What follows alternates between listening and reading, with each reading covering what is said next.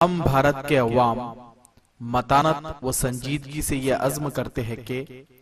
भारत को एक मुक़्तदिर समाजवादी गैर मजहबी अवामी जमहूरिया बनाए और इसके तमाम शहरियों के लिए हासिल करे इंसाफ,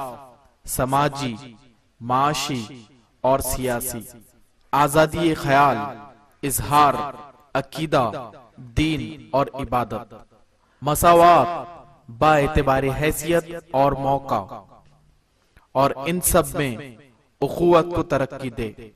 जिससे फर्द की अजमत और कौम के इत्तेहाद और सालमियत का तयक्कुन हो। अपनी आइनसाज असेंबली में आज 26 नवंबर 1949 को ये आइन जरिया हाजा इख्तियार करते हैं, वज़ा करते हैं और अपने आप पर नाफिज करते हैं।